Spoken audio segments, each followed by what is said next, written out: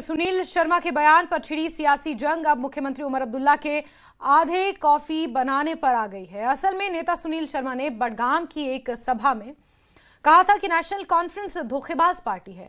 हम ना तो उनके साथ मिलकर कभी सरकार बनाएंगे, ना ही हमें इसकी जरूरत है। जिस पर मुख्यमंत्री उमर अब्दुल्ला ने कहा कि सरकार तो तब बनाए जब उन्हें हम साथ आने का ऑफर देंगे। उन्हें इसका ऑफर ही कौन दे रहा है। इसके बाद मुख्यमंत्री ने कहा कि नेता प्रतिपक्ष इधर उधर की बातें ना करें, बल्कि अपने काम पर ध्यान दें। जिस पर पलटवार करते हुए नेता प्रतिपक्ष सुनील शर्मा ने कहा कि मुख्यमंत्री हमें हमारा काम ही बता दें। वो खुद तो काम करते नहीं, क्योंकि आधे घंटे तक तो वो कॉफी बनाते रहते हैं। एलओपी साहब से पूछिए ना, ऑफर आया कहां से, क्योंकि हमने तो कोई ऑफर नहीं दी। और उनकी तरह हम मतलब छुप के काम करते नहीं हैं। अगर हमने कोई ऑफर करनी होती तो आप सबके सामने करते।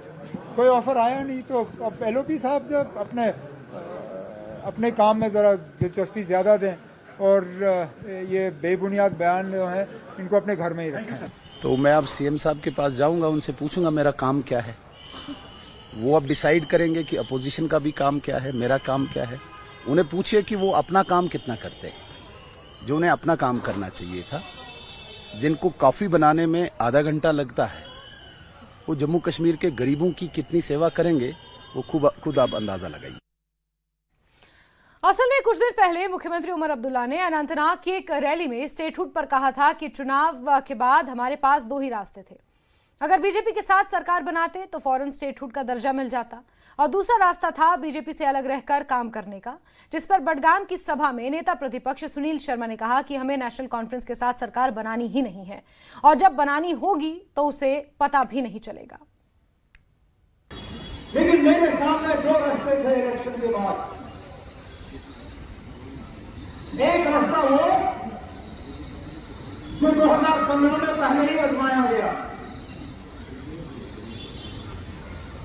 मैं चाहता हूं तो पिछले साल अक्टूबर में बीजेपी को हुकूमत में शामिल करता।